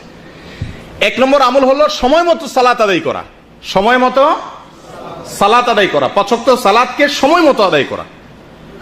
অন্য রাওয়ায়াতে আসছে লি আউয়ালি ওয়াক্তিহা, ওয়াক্তের ভিতরে মনে করেন যোহরের ওয়াক্ত 2 ঘন্টা টাইম থাকে, এর ভিতরে প্রথম ওয়াক্তে একেবারে ওয়াক্ত হওয়ার সঙ্গে সঙ্গে প্রাথমিক ওয়াক্তে নামাজ আদায় করা, এটা আল্লাহ তাআলার কাছে প্রিয়। এটা আল্লাহ তাআলার কাছে কি? আমরা অনেকে হয়তো সালাত আদায় করি কিন্তু প্রথম ওয়াক্তে আদায়টা হয় না। আর বিশেষ করে একটা কথা আমি বলতে বাধ্য, সেটা হলো আমাদের মা বোনরা যারা দেশে আছেন, আমার যতটুকু জানা, ভুল হইতে পারে, আমি যতটুকু জানি সেটা হলো আমাদের দেশে মা বোনরা প্রায় সকলে ইল্লা মাশাআল্লাহ, হাজার ভিতরে দুই একজন বেঁচে আছেন কিনা জানি না, দিনদার যারা 5 ওয়াক্ত নামাজ আদায় করেন, ওনারাও আউয়াল ওয়াক্তে নামাজটা পড়েন না। এটা মা বোনদের ভিতরে রোগটা বেশি। ওই মনে করেন বাসা বাড়ির কাজ, রান্না বাড়ার কাজ, বাচ্চা কাচ্চা আছে, এগুলো সব সাইরা জামা কাপড় ধুইয়া, গা গোসল ধুইয়া তারপরে কি করবে, জোহর পড়বে। জোহর পড়তে দেখা যায় আসর আজানের কাছাকাছি হয়ে যায়। এই অবস্থা আপনাদের বাসা বাড়িতে হয় কিনা জানি না, আমার বাসা বাড়িতে হয়। বহু বলতে হয়েছে আমার আত্মীয় স্বজনদেরকে, মা বোনদেরকে, আপনাদের বাসা এরকম হয় না? বিশেষ করে মহিলাদের মধ্যে এই রোগটা আমাদের দেশে অনেক বেশি, যে আউয়াল ওয়াক্তে নামাজ পড়া মহিলা খুঁজে পাওয়া খুব দুষ্কর হয়ে যায়। তাদেরকে শিখাবেন, আপনার কাজের মাঝখানে যদি আজান হয়ে যায়, সব কাজ রেখে চুলা কমিয়ে দিয়ে ওযু করে আগে নামাজটা পড়ে নেন। তাদের ভিতরে একটা ওয়াসওয়াসার ব্যারাম, সেটা হলো যে না, গোসল না করে নামাজ পড়বো না। তো গোসল কাজ আগে শেষ করতে হয়, কাজ শেষ করে গোসল করতে করতে দেখা যায় 3টা বেজে যায়, জোহর নামাজ আদায় করা হয়ে ওঠে না। বিশেষ করে জোহর এবং আসরের মধ্যে এই গাফলতিটা প্রচন্ড পরিমাণে হয়। ঠিকই ঠিক না? এটা আমাদের সকলের দায়িত্ব, তাদেরকে সচেতন করা, সাবধান করা, যে বলবেন আল্লাহর প্রিয় আমলের মধ্যে একটা হলো আউয়াল ওয়াক্তে নামাজ আদায় করা। আর প্রবাসেও আমাদের বহু ভাইরা আছেন যারা যে কোনো কারণেই হোক নামাজকে পিছিয়ে দেন, একটু দেরিতে পড়েন। আপনাদের মধ্যে আছে কি নাই? কোরআন কারীমে আল্লাহ তাআলা বলেন, ফাওয়াইলুল লিল মুসাল্লিন আল্লাযীনা হুম আন সালাতিহিম সাহুন। ওই সমস্ত ঈমানদারদের জন্য ওয়াইল, ধ্বংস। ওই সমস্ত নামাজিরা ধ্বংস হবে, নামাজি ধ্বংস হবে। সুবহানাল্লাহ, বেনামাজি না, নামাজি লোক ধ্বংস হবে। কোন নামাজি? আল্লাযীনা হুম আন সালাতিহিম সাহুন, যে নামাজিরা তাদের নামাজের ভিতরে গাফলতি করে। এই আয়াতের ব্যাখ্যায় মুফাসসিরিন ইকরাম লেখেন, এই গাফলতির একটা হলো দেরি করে নামাজ পড়া। কি করে এরপর নামাজ পড়া? অনেক লোক আছে দেখবেন জামাতে নামাজের কদর নাই, ওই সূর্য ডুবে ডুবে তখন আসরের নামাজ পড়ে, আসরের আজান হয় তখন জোহরের নামাজ পড়ে। এরকম কিছু লোক আছে। আল্লাহ তাআলা আমাদেরকে যেন এটা থেকে হেফাজত করেন। দ্বিতীয়ত এই হাদিসের ভিতরে যে আমলটির কথা বলা হয়েছে, প্রিয় আমল আল্লাহ তাআলা, সেটা হলো বিররুল ওয়ালিদাইন। ভেরি ইম্পর্টেন্ট পয়েন্ট, আমাদের জন্য অত্যন্ত গুরুত্বপূর্ণ একটা বিষয়। বিররুল ওয়ালিদাইন, মা বাবার সাথে কি করা? সদাচরণ করা। মা বাবার সাথে কি করা ভাই? সদাচরণ করা। এটা এতটাই গুরুত্বপূর্ণ যে আল্লাহ তাআলা কোরআনে কারীমের ভিতরে তার ইবাদতের পাশাপাশি মা বাবার সাথে সদাচরণের কথা বলেছেন। ওয়া কাদা রাব্বুকা আল্লা তা'বুদু ইল্লা ইয়্যাহ, আল্লাহ ছাড়া কারোর ইবাদত করা যাবে না। তাওহীদের কথা আল্লাহ বলেছেন। সবচেয়ে প্রিয়, সবচেয়ে গুরুত্বপূর্ণ আল্লাহর কাছে কি? তাওহীদ। সেই তাওহীদের কথা বলার পরে আল্লাহ তাআলা বলেন, দ্বিতীয় পয়েন্ট আল্লাহ তাআলা বলেন কি? ওয়া বিল ওয়ালিদাইনি ইহসানা, মা বাবার সাথে সুন্দর ব্যবহার করবে। আল্লাহর ইবাদতের পাশাপাশি কি করতে হবে? মা বাবার সাথে সদ্ব্যবহার করতে হবে। প্রিয় দিনী ভাইরা, সহিহ মুসলিমের এক হাদিসে আসছে, রাসূলুল্লাহ সাল্লাল্লাহু আলাইহি ওয়াসাল্লাম বলেন, রাগিমা আনফু, রাগিমা আনফু, সুম্মা রাগিমা আনফু, সুম্মা রাগিমা আনফু। ওই লোকটা কপাল পোড়া, ওই লোকটা কপাল পোড়া, দুর্ভাগা। 3 বার বললেন। সাহাবায়ে জিজ্ঞাসা করলেন, ইয়া রাসূলুল্লাহ, কে? তিনি জবাবে বললেন, যে লোক তার মা বাবা দুজনকে অথবা দুজনের কোনো একজনকে কি পাইছে? জীবিত পাইছে, অথচ তাদেরকে সন্তুষ্ট করতে পারে নাই, তাদের ইবাদত, তাদের খেদমত করে জান্নাত লাভ করতে পারে নাই। এই কপাল পোড়া ধ্বংস হোক। প্রিয় দিনী ভাইরা, বিশেষ করে আমরা যারা প্রবাসে আছি, আমাদের জন্য এই পয়েন্টটা একটু বেশি গুরুত্বপূর্ণ এই জন্য যে দূরে থাকার কারণে অনেক ভুল বোঝাবুঝির সৃষ্টি হয়ে যায়। মায়ের সাথে বউয়ের, ঠিকই না, শ্বশুরবাড়ির সাথে বাবার একটা মিসআন্ডারস্ট্যান্ডিং, একটা গ্যাপ সৃষ্টি হয়ে যায়। দোষ জারি থাকুক না কেন, দূরে থাকার কারণে এই গ্যাপটা দিন দিন বাড়ে। দেখা যায় মোবাইলে ঘন্টায় ঘন্টা কাল ঝগড়াই চলে, কিন্তু কোনো সমাধানে আসা যায় না। একটা মৌলিক কথা জেনে রাখেন, আল্লাহ এর সন্তুষ্টির পরে এই জমিনে, আল্লাহর দুনিয়াতে সবচেয়ে গুরুত্বপূর্ণ আমার কাছে কার সন্তুষ্টি? মা এবং বাবা। মনে রাখতে হবে, ওয়ালা তাকুল্লাহুমা উফিন ওয়ালা তানহারহুমা।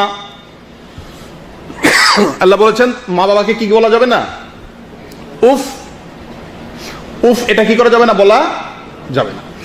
মা বাবাকে সন্তুষ্ট রাখার চেষ্টা করতে হবে যতক্ষণ পর্যন্ত তারা আল্লাহর হুকুমের বাইরে কিছু করতে না বলেন। আল্লাহর হুকুমের বাইরে যতক্ষণ পর্যন্ত কিছু করতে না বলেন, ততক্ষণ পর্যন্ত তাদের কথা মানা কি ফরজ। স্ত্রীর সাথে মায়ের যদি দ্বন্দ্ব হয়, কোনটাকে প্রাধান্য দিবেন? মাকে না স্ত্রীকে? যদি মা জুলুম করে তাহলে কি করবেন? মা এবং বউ সাথে কোনো ঝামেলা হলে 99% ছেলেদের কাছে মনে হয় মা জুলুমটা করতেছে বউয়ের উপরে, ঠিক না? এই ক্ষেত্রে আমরা কি করব? মাকে প্রাধান্য দেব। তো মা যদি জুলুম করে, মা যদি বউর উপরে জুলুম করতে বলে, তাহলে কি আমি সেটা করব না? মা যদি বলে বাবা তোরে বউরে ফিডা, তার জন্য আর কিছু দিবি না, তো মার সেই নির্দেশ কি করা যাবে না? মানা যাবে না। কিন্তু মায়ের সাথে ব্যবহার খারাপ করা যাবে না। মা যদি অন্যায় করতে বলে, তাহলে সে অন্যায় কাজটা করবেন না, কিন্তু মায়ের সাথে কথা বলতে হবে কিভাবে? নম্রভাবে, যে মা এটা আমি করতে পারতেছি না। আর যদি কিছু না বলতে পারেন, চুপচাপ থাকেন, ব্যবহার খারাপ করতে যাবেন না। প্রিয় দিনী ভাইরা, রাসূলুল্লাহ সাল্লাল্লাহু আলাইহি ওয়াসাল্লাম বলেছেন, রিদার রব ফি রিদাল ওয়ালিদাইন ওয়া সাখাতুর রব ফি সাখাতিল ওয়ালিদাইন। যার মা বাবা সন্তুষ্ট, ফরজ আমাল করার পরে গুনাহ থেকে মোটামুটি বাঁচে, মেইন কাজগুলা করে, এই লোকের উপরে যদি তার মা বাবা সন্তুষ্ট থাকে, তো আল্লাহও সন্তুষ্ট।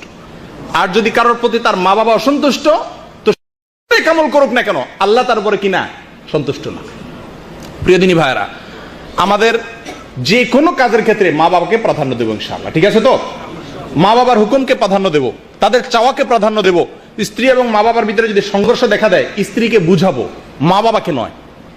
স্ত্রীকে থামানোর চেষ্টা করব, মা বাবাকে নয়। কিন্তু তার মানে এই নয় যে মায়ের নির্দেশে স্ত্রীর উপর জুলুম করব, জুলুমের কথা বললে সেটা করব না, ঠিক আছে তো ভাই? 3 নম্বর আল্লাহর প্রিয় কাজগুলোর ভিতরে একটা হলো আল্লাহর রাস্তায় জিহাদ করা। কি করা ভাই? আল্লাহর রাস্তায় জিহাদ করা। আল্লাহর রাস্তায় জিহাদ করার মানসিকতা, প্রেরণা আমাদের সকলের ইমানের ভিতরে, আমাদের অন্তরের ভিতরে থাকতে হবে। আমরা সবাই আল্লাহর রাস্তায় জিহাদ করতে চাই, কি বলেন? আল্লাহর রাস্তায় জিহাদের মানসিকতা প্রত্যেক ইমানদারের ভিতরে থাকতে হবে, কি হবে না? কিন্তু জিহাদ কাকে বলে, জিহাদ কখন ফরজ হয়, জিহাদ করার সুযোগ কখন হয়, এ সম্পর্কে আরেক বিস্তারিত আলোচনা দরকার। এর সঠিক ইলমটুকু উলামায়ে কেরামের কাছ থেকে কোরআন এবং হাদিসের আলোকে গ্রহণ করব। আজকাল দেখা যায় যে কোনো কাজকে আমরা জিহাদ বলে দিই। নিরীহ কোনো মানুষকে বোম মারাকে কিছু মানুষ জিহাদ মনে করে, কিছু নিরীহ মানুষের উপর আক্রমণ করাকে কিছু মানুষ কি মনে করে? জিহাদ মনে করে। ওই যে এখন আন্তর্জাতিক একটা বাইরে হয়েছে আইএস, এদের যে কার্যক্রম, এটাকে অনেক মুসলমান কি মনে করে? জিহাদ মনে করে।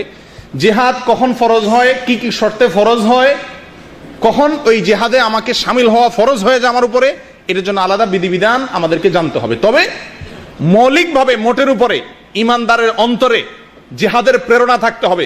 রাসূলুল্লাহ সাল্লাল্লাহু আলাইহি সাল্লাম বলেছেন, ওয়াদিতু আন উকাতিলা ফি সাবিলিল্লাহ সুম্মা উহইয়া সুম্মা ফাউক্তাল সুম্মা উহইয়া সুম্মা উক্তাল সুম্মা উহইয়া সুম্মা উক্তাল। আমার মনে চায়, আমার অন্তরে ইচ্ছা আছে যে আল্লাহর রাস্তায় জিহাদ করে আমি শহীদ হয়ে যাব, এরপর আল্লাহ যদি আমাকে আবার জীবিত করতেন, আমি আবার শহীদ হইতাম, আবার জীবিত করলে আবার শহীদ হতে চাইতাম। তাহলে আল্লাহর দ্বীনের জন্য জীবন বিলীন করার মানসিকতা অন্তরের ভিতরে লালন করতে হবে, ঠিক আছে তো ভাই? এটা হলো জিহাদ, এটা আল্লাহ তাআলার কাছে প্রিয়। তৃতীয়ত, আল্লাহ তাআলার কাছে প্রিয় আমলের তালিকাতে আরেকটি আমল আছে, সহিহ বুখারী এবং মুসলিমে আসছে। রাসূলুল্লাহ সাল্লাল্লাহু আলাইহি ওয়াসাল্লাম বলেছেন, আহাব্বুল আমালি ইলাল্লাহি আদওয়ামুহা ওয়া ইন কাল।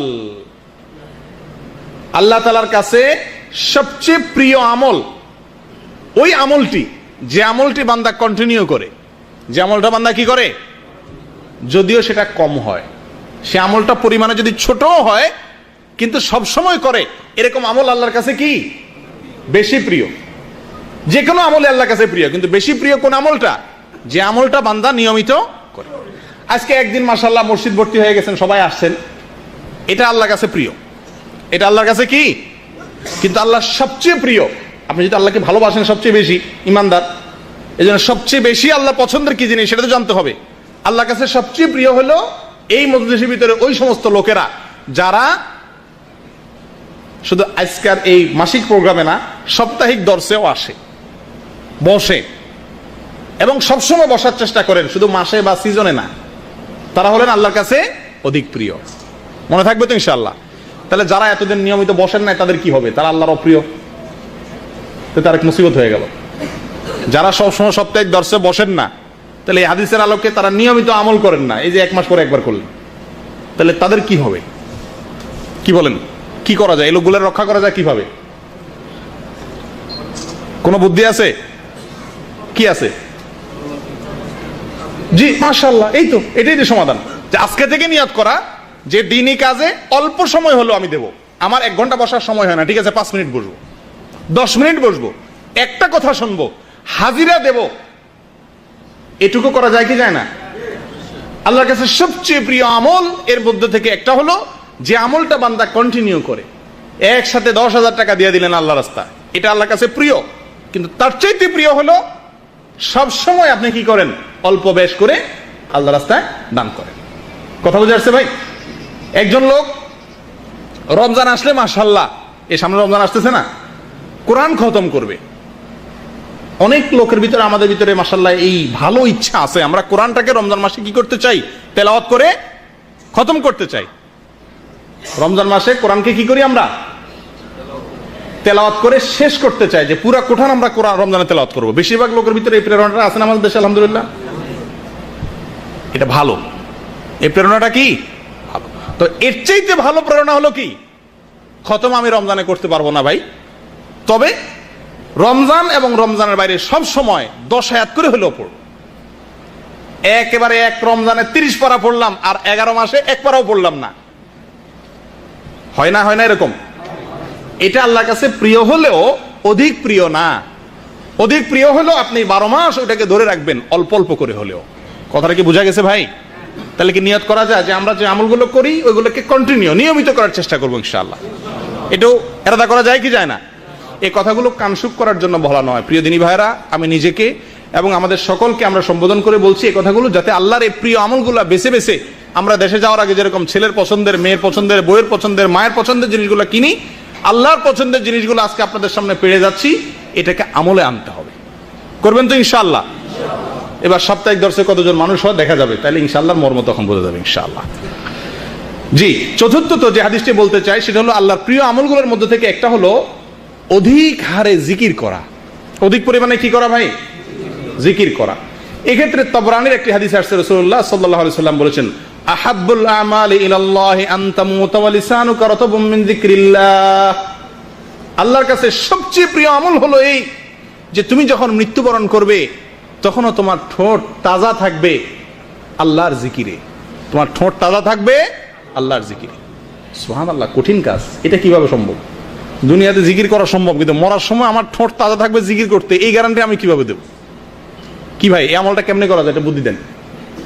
আমলটা বুঝছেন তো? মারা যাবেন যখন, আপনার যখন রূহ বের হবে ওই মুহূর্তে আপনার ঠোঁটে জিকির থাকবে। এটি আল্লাহর কাছে সবচেয়ে প্রিয়। যে বান্দা মারা যাবে তখনও তার ঠোঁটে জিকির থাকবে, আল্লাহর কাছে সবচেয়ে প্রিয়।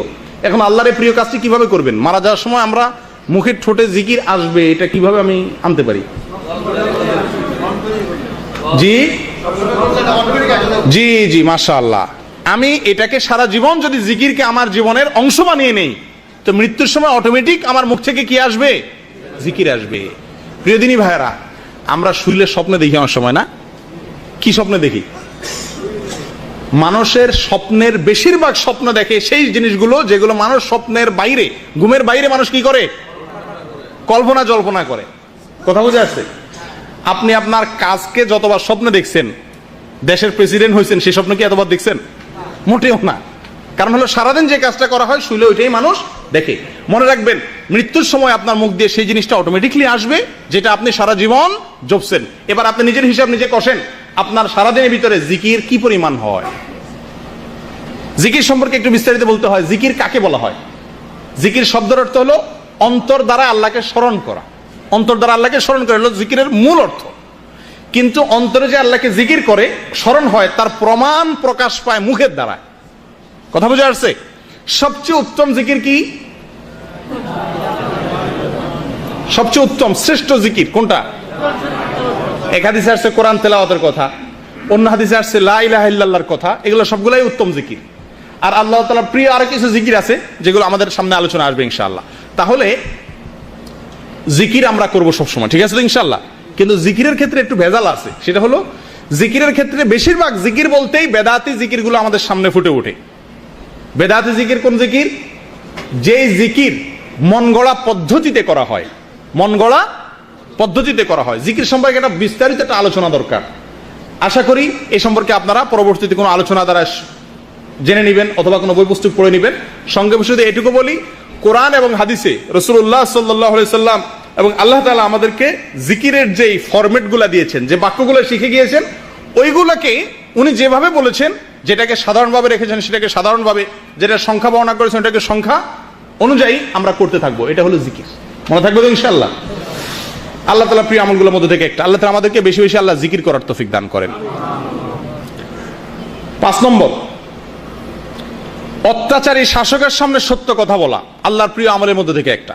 অত্যাচারী শাসকের সামনে সত্য কথা বলা, ন্যায় কথা বলা, এটা হলো আল্লাহর প্রিয় আমলগুলোর মধ্যে থেকে একটা। শুধু শাসক বলতে এখানে যদি হাদিসের ভিতরে বাদশার কথা আসছে, সুলতানের কথা আসছে, আমাদের সাধারণ জীবনযাত্রার মধ্যেও একটা মানুষ অন্যায় করে, জুলুম করে সবার উপরে, তার দাপট খুব বেশি, যে কারণেই হোক, তার সামনে দাঁড়িয়ে সত্য কথাটাকে বলতে পারা, এটা হলো আল্লাহর প্রিয় কাজগুলোর মধ্যে থেকে একটা। আর আমতা আমতা করা, মেন করা, মেও করা বিড়ালের মতো, তার কাজকে সমর্থন করা বা চামচামি করা, সহজ বাংলা, এই কাজগুলো আল্লাহ তাআলার কাছে কি নয়? প্রিয় নয়। মুসনাদে আহমদের একটা হাদিস আসছে, এই ক্ষেত্রে রাসূলুল্লাহ সাল্লাল্লাহু আলাইহি ওয়াসাল্লাম বলেছেন, আহাব্বুল জিহাদি ইলাল্লাহ কালিমাতুল হক তুকালু লিইমামিন জাইর। আল্লামা আলবানী হাদিসটিকে হাসান বলেছেন, অর্থাৎ অত্যাচারী শাসকের সামনে সত্য কথা বলা, এটা হলো সর্বোত্তম জিহাদ। এই যে একটু আগে শুনছেন না, আল্লাহর কাছে প্রিয় কাজগুলোর ভিতরে এটা হলো জিহাদ করা। তাহলে এটাকে আপনি করতে পারেন, আশা করা যায় আল্লাহ তাআলা জিহাদের মর্যাদা দিবেন। প্রিয় দিনী ভাইরা, আরেকটি আল্লাহ তাআলা প্রিয় আমল হলো সত্য কথা বলা। কি কথা বলা ভাই? রাসূলুল্লাহ সাল্লাল্লাহু আলাইহি ওয়াসাল্লাম ইরশাদ করেছেন, আহাব্বুল হাদিসি ইলাইয়া, হাদিসে কুদসিতে আসছে, আহাব্বুল হাদিসি ইলাইয়া আসদাকুহু, সহিহ বুখারীর হাদিস। আমার কাছে আল্লাহ বলেন, আমার কাছে সবচেয়ে প্রিয় কথা হলো সত্য কথা। সবচেয়ে প্রিয় কথা কি? সত্য কথা। এই যুগে খুব কঠিন হয়ে গেছে। সত্য কথা আমাদের মধ্যে খুব কমই দেখা যায়। মনে রাখবেন, যারা মিথ্যা কথা বলার অভ্যাস, রাসূলুল্লাহ সাল্লাল্লাহু আলাইহি ওয়াসাল্লাম বলেছেন, সহিহ বুখারীতে আসছে, কিছু লোক আছে ঘন ঘন মিথ্যা কথা বলে, দরকারে বেদরকারে মিথ্যা কথা বলে, বলতে বলতে বলতে আল্লাহর খাতায় তার নাম মিথ্যুক লেখা হয়ে যায়, নাউযুবিল্লাহ। আর কিছু লোক আছে সবসময় সত্য কথা বলার চেষ্টা করেন, এই সত্য বলতে বলতে বলতে বলতে একটা সময় আল্লাহর কাছে কি আসে? আল্লাহর খাতায় তাকে সত্যবাদী হিসাবে লেখা হয়।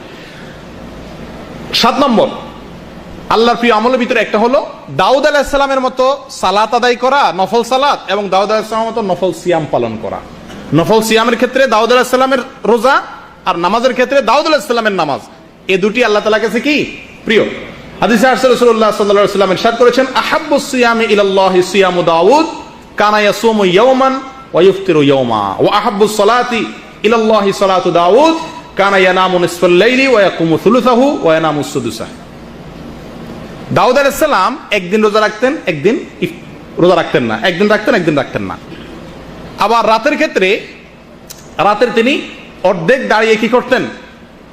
ইবাদত করতেন। আবার কখনো 3 ভাগের 1 ভাগ ইবাদত করতেন, বাকি অংশ কি করতেন? ঘুমোতেন, অর্থাৎ বেশিরভাগ অংশ ইবাদত করে কাটাতেন। এগুলো আমরা যারা আজকাল প্রবাসে আসি, কাজ করি, ডিউটি করি নিয়মিত, আমাদের কাছে আলোচনাগুলো খুব একটা ফলপ্রসূ মনে হয় না, কারণ আমাদের দ্বারা একদিন রোজা রাখা, একদিন ইয়া করা, ফরজ রোজা রাখতেই কষ্ট হয়ে যায়, খুব একটা মানে জুৎসই মনে হয় না। কিন্তু মনে রাখবেন, ইলম হাসিল করার একটা উপকারিতা হলো, জীবনে কখনো এই আমলটা পালনের মতো পরিবেশের সুযোগ আপনার জীবনে আসতে পারে কি পারে না? পারে না? কখনো হতে পারে কি পারে না? আল্লাহ না করুন জেলখানা চলে গেলেন, আল্লাহ না করুন, তখন আপনার জেলখানার সময়টাকে আল্লাহর সবচেয়ে প্রিয় কাজ দিয়া আপনি করতে পারেন। কথা ঠিক ঠিক না? আল্লাহ তাআলা আমাদেরকে তৌফিক দান করেন। 8 নম্বর আল্লাহর প্রিয় কাজের ভিতরে একটা হলো একের অধিক মানুষ একসাথে বসে খানা খাওয়া। এই সুন্নাতটা আমাদের সমাজে নাই, একেবারে নাই, টোটাল নাই, বিদায় হয়ে গেছে। কয়েকজন মানুষ একসাথে বসে এক প্লেটে, এক দস্তরখানে বসে একসাথে খানা খাওয়া, আলাদা আলাদা না খাওয়া, এই সুন্নাতটা আমাদের দেশে বিলুপ্ত। এ দেশে আছে আলহামদুলিল্লাহ, ঠিক না? রাসূলুল্লাহ সাল্লাল্লাহু আলাইহি সাল্লামের সাহাবীদের কিছু সাহাবী এসে বললেন, ইয়া রাসূলুল্লাহ, আমরা খাবারের বরকত পাই না, খাবারের ভিতরে বরকত পাই না, অনেক খানা লাগে আমাদের। রাসূলুল্লাহ সাল্লাল্লাহু আলাইহি সাল্লাম জিজ্ঞাসা করছেন, তোমরা কিভাবে খানা খাও? আলাদা আলাদা খাও কিনা? বললেন যে হ্যাঁ, আমরা যার যার মতো খাই। তখন তিনি বললেন যে না, যার যার মতো খাইলে, আলাদা আলাদা খাইলে সেখানে আল্লাহ তাআলার বরকত থাকে না, একসাথে খাও, আল্লাহ তাআলা বরকত দিবে। অন্য হাদিসে আসছে, রাসূলুল্লাহ সাল্লাল্লাহু আলাইহি ওয়াসাল্লাম ইরশাদ করেছেন, আহাব্বুত তুআমি ইলাল্লাহি মা কাসুরাত আলাইহিল আইদি, সবচেয়ে আল্লাহর কাছে প্রিয় খাবার, আল্লাহর কাছে ওই খানাটা সবচেয়ে, আমরা সবাই খাই, কিন্তু আমার খানাটা আল্লাহর কাছে প্রিয় হচ্ছে কিনা, এটা হলো আমি যদি আল্লাহকে ভালোবেসে থাকি, তো সে ভালোবাসার দাবি হলো লক্ষ্য করা যে আমি তো প্রতিদিনই খাই 2 বেলা 3 বেলা, কিন্তু আমার খানাটা 23 বছর 24 বছর 50 বছর 30 বছর 35 বছর জীবন পার করলাম, আমার খানা কখনো আল্লাহর কাছে কি হয় নাই? প্রিয় খাবার হয় নাই। কত আফসোসের কথা। আমার খানাটা আল্লাহর কাছে প্রিয় হবে যদি সেই খাবারে অনেকগুলো হাত থাকে। এটা সহিহ ইবনে হিব্বানের ভিতরে আসছে, আল্লামা আলবানী এটাকেও হাসান বলেছেন। প্রিয় দিনী ভাইরা, আমরা এই প্রবাসের জীবনে এক রুমে কয়েকজন মানুষ খাই, আমরা একসাথে খাওয়ার সিস্টেম করা যায় কি যায় না? সবাই যদি একমতের না হয়, 2 জন মিলে তো করা যায়, 3 জন মিলে তো করা যায়, যায় কি যায় না? ইচ্ছা করবেন কি করবেন না? একটু চেষ্টাটা করেন, নিয়তটা করেন ইনশাআল্লাহ। তাহলে একা একা খাওয়া, ছোট ছোট প্লেটে আলাদা আলাদা খাওয়া, এটা বরকতের খাবার নয়। আল্লাহর প্রিয় কাজগুলোর ভিতরে একটা হলো অধিক পরিমাণে সুবহানাল্লাহ ওয়া বিহামদি পড়া। কি করা পাই? সুবহানাল্লাহি ওয়া বিহামদি বেশি বেশি পড়বেন ইনশাআল্লাহ। ঠিক আছে তো? এই জিকিরটা ওই যে বললাম এতক্ষণ, জিকির আল্লাহর কাছে প্রিয়, তার ভিতরে আবার উত্তম প্রিয় ভিতরে একটা হলো কি? সুবহানাল্লাহি ওয়া বিহামদি। রাসূলুল্লাহ সাল্লাল্লাহু আলাইহি ওয়াসাল্লাম ইরশাদ করেছেন, আহাব্বুল কালামি ইলাল্লাহ আন ইয়াকুলা আল আবদু সুবহানাল্লাহি ওয়া বিহামদিহি। মুসলিমের হাদিস, আল্লাহর কাছে সবচেয়ে প্রিয় কথা হলো বান্দা সুবহানাল্লাহি ওয়া বিহামদিহি এই কথাটা বলবে। তাই চলতে ফিরতে উঠতে বসতে এটা করবেন কিনা ইনশাআল্লাহ। এই কাজগুলো অনেক সময় রুমে লিখে রাখলে মনে থাকে, একজন একটু জোরে বললে আরেকজনের মনে হয়। করবেন তো ইনশাআল্লাহ। আল্লাহর প্রিয় আমলের কাজের ভিতরে আরেকটা হলো সুবহানাল্লাহ ওয়াল হামদুলিল্লাহ লা ইলাহা ইল্লাল্লাহ আল্লাহু আকবার। এই জিকিরগুলো বেশি বেশি করা, এটাও মুসলিমের হাদিসে আসছে। রাসূলুল্লাহ সাল্লাল্লাহু আলাইহি ওয়াসাল্লাম বলেছেন, লা ইয়াদুররুকা বিআইয়িহিন্না বাদাআতা। এই চারটা যে কোনো একটা দিয়ে শুরু করেন আপনি। সুবহানাল্লাহ, আলহামদুলিল্লাহ, লা ইলাহা ইল্লাল্লাহ, আল্লাহু আকবার। এই চারটা বাক্য আল্লাহর কাছে প্রিয়। মনে থাকবে তো ইনশাআল্লাহ? বেশি বেশি করে এই বাক্যগুলো আমরা পড়ব, তাহলে আল্লাহ তাআলার প্রিয় কাজগুলো আমার দ্বারা করা সম্ভব হবে। আল্লাহ তাআলার প্রিয় কাজের ভিতরে আরেকটা হলো ভালো আচরণ করা। কি করা ভাই? হুসনে খুলক, উত্তম আখলাক। মিন আহাব্বিল আমালি ইলাল্লাহ, উত্তম আখলাক মানুষের ভিতরে থাকা। রাসূলুল্লাহ সাল্লাল্লাহু আলাইহি ওয়াসাল্লাম ইরশাদ করেছেন, আহাব্বু ইবাদিল্লাহি ইলাল্লাহি আহসানুহুম খুলুকা। তাবরানীর হাদিস, আল্লামা আলবানী সহিহ বলেছেন, বান্দাদের ভিতরে সবচেয়ে প্রিয় বান্দা, আমরা এখানে 200 মানুষ যদি থাকি, আমাদের ভিতরে কিছু লোক আছেন আল্লাহর কাছে সবচেয়ে প্রিয়, আল্লাহ তাদেরকে সবচেয়ে বেশি ভালোবাসেন। তারা কারা ভাই? যে লোকগুলোর ব্যবহার সবচাইতে সুন্দর। ভাই এটা গুরুত্বপূর্ণ একটা পয়েন্ট, খুবই গুরুত্বপূর্ণ। এই পয়েন্টটাতে 1 মিনিট হলো নিতে হচ্ছে, কারণ আল্লাহর কাছে সবচেয়ে প্রিয় যে আমলটি নেক আখলাক, উত্তম ব্যবহার আচরণ, এই জিনিসটি আজকাল আমাদের থেকে বিলুপ্ত হতে যাচ্ছে। আমরা সবাই ভালো ব্যবহার করি, কাকে? কার সাথে? যার কাছে আমার স্বার্থ আছে, বস মুদির, তার কাছে গেলে আমরা সবাই কি করি? ভালো ব্যবহার করি। শেখ সাদি রহমতুল্লাহ আলাইহি ফার্সি কবিতায় বলেছিলেন, গাদাগার তাওয়াদু কুনাদ খোয়ে উস্ত। ভিক্ষুক যে পৃথিবীর সবচেয়ে বিনয়ী লোকটার নাম হলো ভিক্ষুক, ঠিক না? ভিক্ষুকের ভিক্ষার সময় যে বিনয় থাকে, এটা কি আসল বিনয়? শেখ সাদি রহমতুল্লাহ বলেন, এটা তো তাওয়াজু না, এটা তো তার ব্যবসা, এটা তো আমল না, নেক আমল হবে এটা। তাহলে আমরা যে উপরস্থ বসের কাছে যাই ভদ্র হই, ভদ্র সাজিয়ে একেবারে মনে হয় যে আমি কিছু জানি না এমন ভাবে দাঁড়াই থাকি, তো এটার কোনো মূল্য আল্লাহর কাছে নাই। আল্লাহর কাছে মূল্য হলো আপনার ক্যাম্পের লোকের সাথে, আপনার রুমের লোকের সাথে, আপনার প্রতিবেশীর সাথে, আপনার সহকর্মীর সাথে, আপনার অধীনস্থের সাথে আপনি কিরকম ব্যবহারটা করেন। কথা বোঝা যাচ্ছে ভাই? এটা সত্যি কথা বলতে কি, এই বিষয়ে কথা বলতে গিয়ে আমার নিজেরও লজ্জা লাগে যে এটা বলা যত সোজা, এই বিষয়ে ওয়াজ করা যত সোজা, আমল করা তার চাইতে শত শত গুণ কঠিন। সদ আচরণ, মানুষের সাথে ব্যবহারটা সুন্দর করা, এর চাইতে উত্তম কোনো আমল নাই।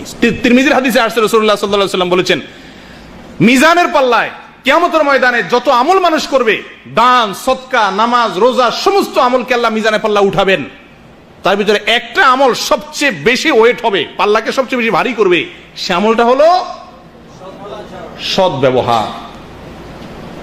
মানুষের সঙ্গে গালিগালাজ করা এটা অসৎ ব্যবহার, চিল্লাচিল্লি করা অসৎ ব্যবহার, ঝগড়াঝাটি করা অসৎ ব্যবহার, মুখ কালো করে কথা বলা অসৎ ব্যবহার, এই সবগুলো অসৎ ব্যবহারের ভিতরে শামিল।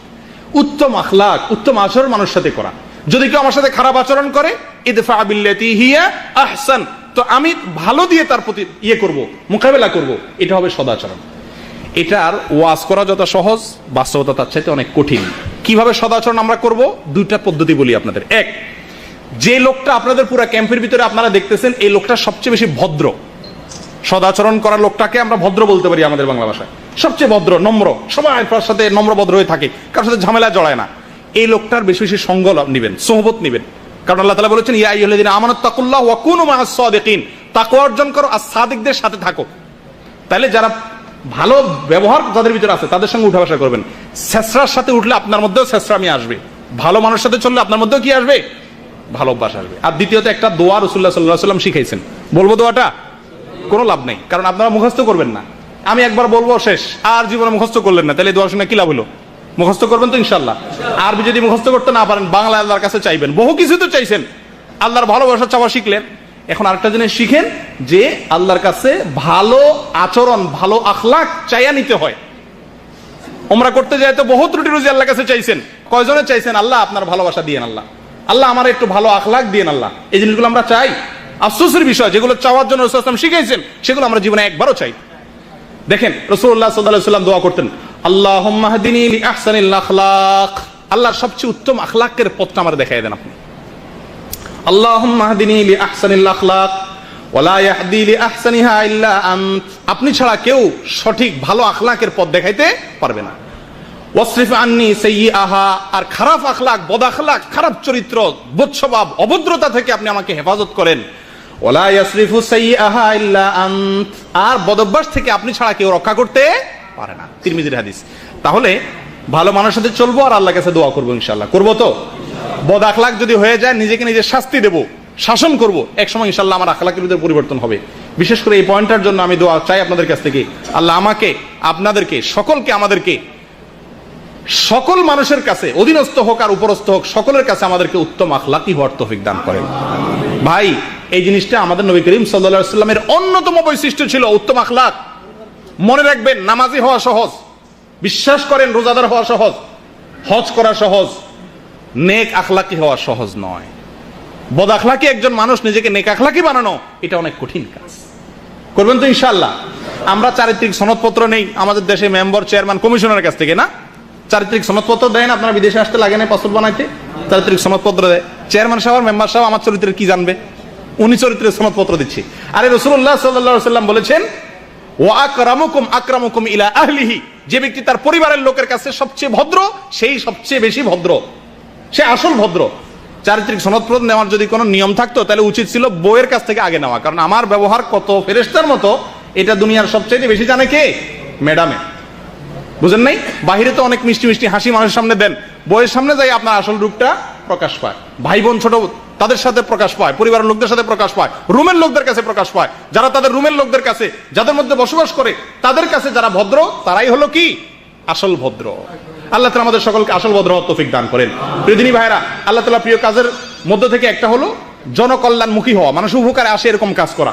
এ সম্পর্কেও ইবনে আবিদ দুনিয়ার একটা হাদিস আসছে, আল্লামা আলবানী হাসান বলেছেন যে মানুষের ভিতরে সবচেয়ে প্রিয় মানুষ আল্লাহর সে ব্যক্তি যে ব্যক্তি মানুষের উপকারে আসে। অনেকগুলো কথা আসছে হাদিসে, সংক্ষেপে হলো মানুষের উপকারে আসে। আল্লাহ তাআলা প্রিয় আমলের ভিতরে অন্যতম একটা আমল হলো আল্লাহ তাআলা ফরজ আমল সমূহকে ভালোবাসেন। হাদিসে আসছে রাসূলুল্লাহ সাল্লাল্লাহু আলাইহি ওয়াসাল্লাম বলেছেন, আহাব্বু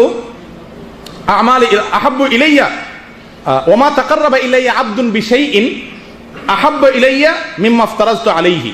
সহিহ বুখারীর হাদিস। আল্লাহ রাসূল সাল্লাল্লাহু আলাইহি ওয়াসাল্লাম বলেন, বান্দা ফরজ কাজগুলো যখন করে তো ওইটা থাকে আমার সবচাইতে প্রিয়।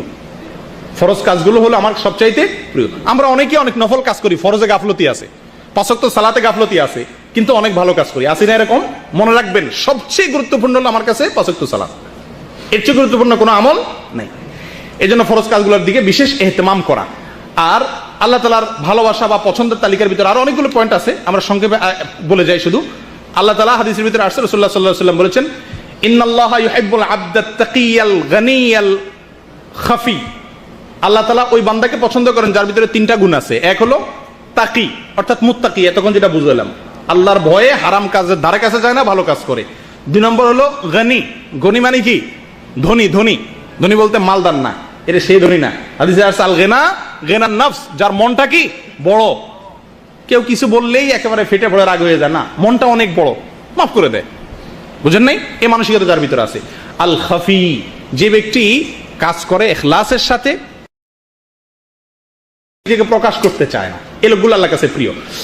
অন্য একটা হাদিস আসছে মুসনাদ আহমদের ভিতরে, আল্লাহ তাআলার কাছে প্রিয় কি? ইউহিব্বুল্লাহুর রাজুল ইন্নাল্লাহা ইউহিব্বুস সামহাল বাই সামহাশ শিরা সামহাল কাদা।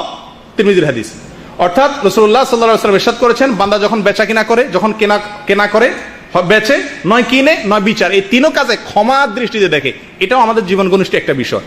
আপনি যখন কিছু বেচতে যাবেন তখন একটু কাটছাট করে দেওয়া মূল্যের ভিতরে, যখন কিনতে যাবেন তখন ওই ছোট লোকই না করা, চেরা না আটানোর জন্য। রিক্সাওয়ালার থেকে 1 টাকা 5 টাকা বেশি পাওনা আছেন, ছেড়ে দিলেন। এই বান্দাকে আল্লাহ ভালোবাসেন। একেবারে না আমার পাই পাই চাই, এটাকে আল্লাহ পছন্দ করেন না। আর বিচারের ক্ষেত্রেও ছাড় দেওয়ার মানসিকতা যার আছে তাকে আল্লাহ পছন্দ করেন। ভাই, এটা সবচেয়ে গুরুত্বপূর্ণ পয়েন্ট। আমাদের মধ্যে ঝগড়াঝাটি টুকটাক চলতে গেলে একসাথে লাগে কি লাগে না? সবার সাথে সবাই লাগে, মানুষ হিসেবে লাগবেই। এই ঝগড়াঝাটি লাগবে সবার ভিতরেই, কিন্তু তাদের ভিতরে উত্তম হলো ওই ব্যক্তি যে লোকটার ছাড় দেওয়ার মানসিকতা আছে। ছাড় কি ভাই? গালি তো সে আগে দিছে, আচ্ছা ঠিক আছে আমি মাফ করে দিলাম ভাই। এই লোকটা সবচেয়ে আল্লাহর কাছে প্রিয়। স্পেশালি আরেকটা পয়েন্ট হলো আল্লাহ তাআলার কাছে প্রিয় হলো ক্ষমাশীলতা। কোনটা প্রিয়? ক্ষমাশীলতা। যে মানুষকে ক্ষমা করতে জানে তাকে আল্লাহ তাআলা কি করেন? ভালোবাসেন। আল্লাহুম্মা ইন্নাকা আফুউন তুহিব্বুল আফওয়া, একটা দোয়া আছে না সবে কদরে পড়ার দোয়া। আল্লাহ আপনি ক্ষমাশীল, আর ক্ষমাকে আপনি কি করেন? ভালোবাসেন। যারা ক্ষমা করে তাদেরকে আল্লাহ তাআলা ভালোবাসেন। কোরআনে কারীমে আল্লাহ তাআলা নেককারদের গুনাহগুণ বলতে গিয়ে আল্লাহ বলেন ওয়া ইযা মা গাদিবু হুম ইয়াগফিরুন, তারা যখন রাগ আসে তখন ক্ষমা করে। রাগ আসলে আমাদের বেশিরভাগ মানুষ আমরা বলি, একটা কমন ডায়ালগ আছে আমাদের সবার, সেটা কি? আমার মাথা ঠিক থাকে না। জি, মাথা ঠিক থাকে না, এই টাইপের পাবলিক দুনিয়াতে বহুত আছে। ওই পাবলিকে আল্লাহর প্রিয় যার মাথাটা কি থাকে? ঠিক থাকে। মনে রাখেন, এই যুগে মুসা আলাইহিস সালামের মতো মেজাজের লোকের অভাব নাই। ওইরকম সবাই মানে দাবি করে যে আমি মুসা আলাইহিস সালামের মতো। অন্যায় দেখলে আমার মাথা কি থাকে না? ঠিক থাকে না। উনি নিজে কিন্তু গুনাহের কাজ করেন ঠান্ডা মাথায়, আরেকজন অন্যায় দেখলে কি থাকে না? আর মাথা ঠিক থাকে না। এগুলো সব শয়তান এই সমস্ত বুদ্ধি দেয়। মনে রাখতে হবে, রাগ হলে যে কোনো রাগের মুহূর্তে কি করতে হবে? ঠান্ডা থাকতে হবে। আল্লাহ তাআলা বলেন ওয়াল কাযিমিনাল গায়যা ওয়াল আফিনা আনিন নাস আল্লাহু ইউহিব্বুল মুহসিনিন, যারা নিজেদের রাগকে সংবরণ করে এবং মানুষকে ক্ষমা করে আল্লাহ তাদেরকে ভালোবাসেন। আবু বকর রাদিয়াল্লাহু তাআলা আনহুর মেয়ে রাসূলুল্লাহ সাল্লাল্লাহু আলাইহি ওয়াসাল্লামের স্ত্রী আয়েশা রাদিয়াল্লাহু তাআলা আনহা সম্পর্কে আপনারা সবাই জানেন, একবার মুনাফিকরা একটা দুর্নাম ছড়ায় দিছিল, জানেন তো? সূরা নূরে বিস্তারিত। আবু বকর রাদিয়াল্লাহু তাআলা আনহু তার নিকট আত্মীয় মিস্তাহ নামে একটা লোক, সেও ওই দুর্নামকারীদের দলে যোগ দিয়েছিল না বুঝে, কিন্তু মুসলমান ছিল খাঁটি। তাকে মাসিক একটা দান করত। আমরা অনেক সময় দেশে দিই না। উনি কসম খাইছেন যে আমি তোকে আর দান করবো না, কারণ আমার মেয়ের, আমার সারা জীবন তোরে দান করলাম আমি, আমার দান খাই আমার মেয়ের বিরুদ্ধে ষড়যন্ত্রে তুই যোগ দিলি। কসম খাইছেন। আর কি আল্লাহ তাআলা আয়াত নাযিল করছেন, এই পাশাপাশি আয়াত নাযিল করছেন ওয়ালা ইয়াতালি উলুল ফাদলি ইলা আখিরিল আয়া, যারা আল্লাহর জন্য দান করে তারা রাগের কারণে যেন কি না করে, ওই পথ থেকে ফিরে না আসে। রাগ আমাদেরকে অনেক খারাপ পথে নিয়ে যেতে পারে, সমস্ত হারাম কাজ করা যায় রাগের মাধ্যমে। অতএব রাগ থাকা ভালো, কিন্তু কন্ট্রোল থাকতে হবে। কন্ট্রোল ছাড়া রাগ হারাম। কন্ট্রোল ছাড়া রাগ কি? যাদের রাগের লাগাম নাই সেরকম রাগ করা হারাম। রাসূলুল্লাহ সাল্লাল্লাহু আলাইহি ওয়াসাল্লাম এক সাহাবীকে বলছেন লা তাগদাব লা তাগদাব লা তাগদাব, নিষেধ করেছেন তুমি গোসা করবে না, গোসা করবে না, গোসা করবে না। অর্থাৎ আনকন্ট্রোল, নিয়ন্ত্রণহীন রাগ। রাগ উঠলে আমার মাথা ঠিক থাকে না, যা তা করে ফেলি। মনে রাখবেন, এই লোকের চিকিৎসার দরকার আছে, চিকিৎসার দরকার আছে। রাগ কন্ট্রোল কিভাবে করব তার জন্য অনেকগুলো উপায় আছে। যখন রাগ উঠবে তখন দাঁড়ানো অবস্থা থাকলে বসে যাবো, হাদিসে আসছে। বসা অবস্থা থাকলে শুয়ে যাবো, ওযু করব। এগুলো সব যদি রাগ আসে, রাগকে কমানোর একটা উপায়। বিসমিল্লাহ পড়বো, আউযুবিল্লাহ পড়বো, এগুলো সবগুলো রাগ আসার, রাগ কমানোর একটা পদ্ধতি। এক সাহাবীর রাগ আসছে, রাসূলুল্লাহ সাল্লাল্লাহু আলাইহি ওয়াসাল্লাম দূর থেকে দেখছেন, দেখা উনি বলতেছেন আমি এমন একটা বাক্য জানি যে বাক্যটা বললে এই লোকটার রাগটা এখন ঠান্ডা হয়ে যাবে। সেটা কি? আউযুবিল্লাহি মিনাশ শাইতানির রাজিম। দূরে থেকে বললেন, কিন্তু আমরা হলে কি বলতাম? রাগ হলে ওই রাগ অবস্থায় যায় লোকেরা বলতাম এই মিয়া আউযুবিল্লাহ পড়ো, আউযুবিল্লাহ পড়ো, যে ঠাড়া এনে একটা আপনারা মেরে বসতো, রাগ আরো বাড়তো, ঠিক না? রাসূলুল্লাহ সাল্লাল্লাহু আলাইহি ওয়াসাল্লাম কৌশল দেখেন, তাকে শুনাইয়া শুনাইয়া দূরে থেকে আরেকজনকে বলতেছে ভাই শুনছো, এই যে লোকটার রাগ উঠছে, এমন একটা কালিমা আমি জানি যেটা পড়লে তার রাগ কমে যাবে। কত সুন্দর পদ্ধতি। তাহলে আমাদের মধ্যে কারোর যদি ঝগড়াঝাটি লাগে তো দূরে থেকে আমরা এটা বলবো, যাতে করে সে শুনে এটা পড়ে, সঙ্গে সঙ্গে তার রাগের মিটার ইনশাআল্লাহ কমে যাবে। আল্লাহ তাআলা আমাদের রাগগুলোকে কন্ট্রোল করার তৌফিক দান করেন। বা আল্লাহ তাআলার প্রিয় আমলের ভিতরে অনেকগুলো তালিকা আছে, যে বললাম বলে শেষ করা যাবে না, কিন্তু আমাদের সময় আর আমাদেরকে দিচ্ছে না। অতএব শেষের দিকে যাচ্ছি, আর দুইটা তিনটা পয়েন্ট বলে শেষ করি। আল্লাহ তাআলার কাছে প্রিয় কাজ হলো ইতকান, ভালোভাবে কোনো কাজ করা। হাদিসে আসছে রাসূলুল্লাহ সাল্লাল্লাহু আলাইহি ওয়াসাল্লাম বলেন ইন্নাল্লাহা ইউহিব্বু ইযা আমিলা আহাদুকুম আমালান আন ইউতকিনাহু, কোন কোন হাদিসে আসছে আন ইউহসিনা, তোমাদের মধ্যে কেউ যখন কোনো কাজ করে এটা ভালোভাবে যেন করে। এই একটা রোগ আমাদের ভিতরে আছে, কাজকে অর্ধেককে রাখি। নামাজ পড়ি ঠিক আছে, কিন্তু ভালোভাবে পড়ি না, তাড়াহুড়া করে পড়ি, করি না? রোজা রাখি ঠিক আছে, রাখি আবার টেলিভিশন রাখি দেখি, তাহলে কাজটা ভালোভাবে, রোজাটা ভালোভাবে হলো না। রোজা রাখি আবার গীবত করলাম, গুনাহের কাজ করলাম। আল্লাহ তাআলা পছন্দ হলো তুমি যেটুকু আমল করো ওইটুকু আমলকে কি করো? ভালোভাবে করো, সঠিকভাবে করো, মজবুত ভাবে করো। কারণ কোরআনে কারিমে আল্লাহ তাআলা বেশি আমল করতে বলেন নাই ভাই। কিয়ামতের ময়দানে আমাদের জিজ্ঞাসা করবে না কার আমল কত বেশি। আমাদের কাছে আল্লাহ তাআলা চান কত সুন্দর আমল হয়। যেটুকু করি ওটুকু কি হইতে হবে?